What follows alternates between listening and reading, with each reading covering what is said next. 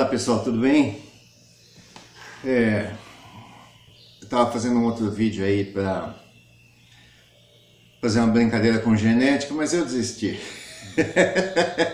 Eu desisti, quem sabe mais adiante eu faça.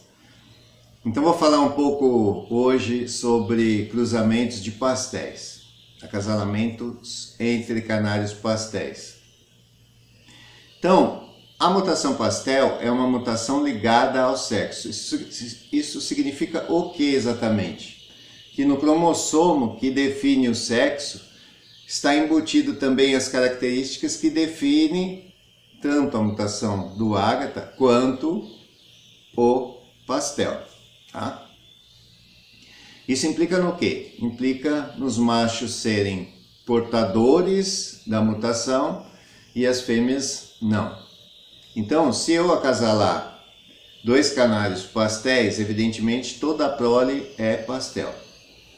Muita gente diz que acasalamentos seguidos de pastel com pastel vai diluir ou vai enfraquecer o pastel tanto na cauda quanto nas asas. Isto aqui no meu canaril acontece em algumas cores, já aconteceu nos intensos, por exemplo, como acontece também nos nevados bem menos e nos mosaicos nem acontece. Então eu estou acasalando mosaico pastel com mosaico pastel há quase 10 anos, porque eu só fiz um cruzamento fora disso há muito tempo, que eu adquiri uma fêmea marfim e uma clássica, né? Porque eu só tinha um terno de pastel. Então foi a minha opção, mas isso foi há uns 8 anos. E agora, esse ano, é que eu adquiri uma fêmea ágata amarelo marfim mosaico. Para quê? Para tentar trazer o marfim para os meus mosaicos que eu não tenho. Então eu não faço esses acasalamentos com clássico, porque até agora não vi muita necessidade. Talvez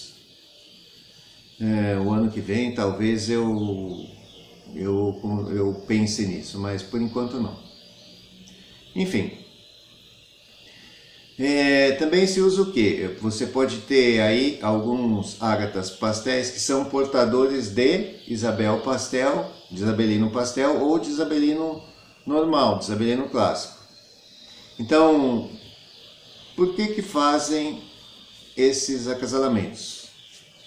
O portador, assim como acontece com o portador do verde pastel, o portador ágata pastel também tem a subplumagem mais escura. Tá? E isso favorece, evidentemente, escurecer ainda mais o desenho. Se você tem uma pena cinza escura apoiada num fundo cinza escuro, evidentemente que vai ficar muito mais negro, digamos assim, muito mais cinza escuro, muito mais escuro cinza, do que se eu estivesse apoiando sobre uma pena cinza claro, né? É evidente. Mas então isso acontece. Eu não faço, eu já criei isabelino, mas eu não lembro de ter feito acasalamento de ágata pastel com isabelino naquela época. Mas eu tenho canários portadores de isabelino, que já vem de há muito tempo. De vez em quando nasce um isabelino ou isabelino pastel aqui. Este ano eu estou usando uma isabelina pastel prateado dominante com um canário ágata pastel prateado dominante. Este ano, porque eu não tinha fêmea dominante, eu queria fazer esse acasalamento e então utilizei esse recurso. Mas eu não utilizo também, mas elas são geradas, tá certo? Então o que acontece? Muitas vezes também as pessoas gostam de dizer que os criadores têm segredos. Eu comprei um canário do criador X e quando acasalei surgiu um OVNI, surgiu uma fêmea de outra cor. Ele só quer saber de ganhar um concurso e não faz os acasalamentos corretos e tudo mais. Qual é o acasalamento correto se ele ganhou um concurso? Se ele criou um exemplar o mais típico possível do padrão, por que ele ser portador o torna um canário não adequado.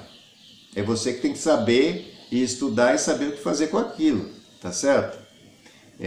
Os canários não necessariamente geram o que você espera deles numa primeira postura, num primeiro ano, enfim.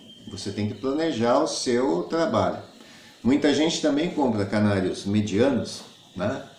E acha que vai, de alguma maneira, melhorá-los com o tempo, tá certo?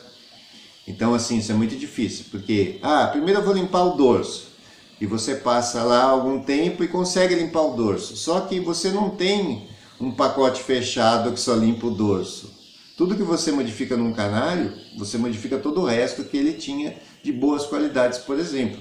Então, quando você está tentando melhorar o dorso, você pode estar estragando a melanina, ou a forma, ou a plumagem, ou o tamanho da cauda, ou cruzando as asas, eu não sei. As coisas não caminham isoladas, tá? Na genética, elas caminham juntas. Então não tem jeito, é uma parte da mãe e uma parte do pai. Ou você planeja uma sequência de acasalamentos consanguíneos para ter uma variação um pouco menor nos cruzamentos, né, nos acasalamentos. Bom, o que acontece se eu acasalar, então, um ágata clássico com uma fêmea pastel? Eu vou ter fêmeas clássicas e machos clássicos portadores de pastel. E se eu acasalar um macho pastel com uma fêmea clássica, uma fêmea normal? Esses termos puro e normal sempre aparecem aí na literatura. O que é um puro? É um canário homozigoto. O que é isso? É um canário que tem somente aquela possibilidade, né? Ela aparece em dose dupla nos genes. Então é pastel ou é marfim. Tá? E um canário portador é aquele que tem uma informação heterogênea nos dois genes, em cada cromossomo que ele tem, né? A gente tem 23 pares de cromossomos. E já estou entrando na genética. Meu Deus! Sai daí! Então o canário puro é exatamente aquela mutação. Um canário portador, ele é um canário normal, no nosso caso aqui um ágata clássico, que não apresenta na plumagem, mas traz na sua genética, no seu DNA, a opção para a mutação pastel, tá certo? Então eu acasalo um canário pastel, puro, homozigoto, com uma fêmea clássica. O que é que nasce? Nasce do mesmo modo canários clássicos portadores de pastel, mas as fêmeas serão todas ágata pastel, porque eu tenho uma mutação ligada ao sexo, tá? Que mais? Se eu pegar um canário portador agora e jogar com uma fêmea pastel, eu vou ter fêmeas normais e pastéis, e vou ter machos pastéis e normais portadores de pastel, tá? Acho que basicamente é isso, assim falando, fica um pouco maçante, enfim, mas para vocês entenderem um pouco como é o processo e quais são as escolhas, né, possíveis para você acasalar com pastel. Que é o ideal, você ter ótimos pastéis, né, escolha um bom exemplar pastel, ótimas fêmeas, uma fêmea razoável, e aí você vai trabalhar pastel com pastel. Se for necessário abrir a linha, abrir o sangue, etc., procure uma fêmea clássica, por exemplo, ou mais adiante, quando você já tiver alguma experiência, uma isabelina pastel, enfim. Como eu falei, se o exemplar pastel, isabelino pastel ou isabelino não for ideal para concurso, você pode não ter um resultado na primeira postura, né? Você vai ter que ter um trabalho aí de mais gerações para ter uns exemplares ideais, tá certo?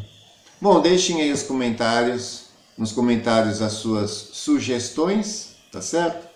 que aí a gente vê se entra um pouco mais na genética, tenta ilustrar um pouco mais essa questão de portador, de puro, de normal, de cromossomo, de alelos, de dominância, de epistasia, de tudo mais. Não sou biólogo, pessoal, então também esse é um papo um pouco maçante, se você não tem um interesse aguçado nisso. O importante é saber o que vai sair do seu acasalamento, né? Quais as possibilidades. E você se planejar. Então, para você se planejar, evidentemente, você tem que saber o que vem depois. O que adianta você saber que sai portador e depois que eu faço com o portador sai o quê? Então, pelo menos na cor que você cria, essas regrinhas tem que estar na sua cabeça. E aí você vai observar qual é o melhor parceiro para quê, né? Qual é o melhor trabalho. O melhor trabalho é você ir selecionando características e descartando sempre o melhor com o melhor. Ah, não tenho fêmea boa, já descarto e trago de outro criador. Então, se você está fazendo um trabalho consanguíneo e, por exemplo, não sair uma fêmea boa, você vai descartar? Não, você vai usar, tá certo? Você não está interessado no fenótipo, você está interessado no genótipo. É isso que muita gente não entende, assim, se não sair a fêmea boa, descarta e começa a pega outra fêmea. Pronto, é um cruzamento aberto de novo. Então, o cruzamento aberto são sempre variações que podem ou não dar certo. Evidentemente que o canário tem na sua genética aquilo que ele apresenta. Não é de outra forma. Para ele ter aquela exuberância que você está vendo, isso consta da genética dele. Tá? Isso não é artificial, isso consta da genética dele.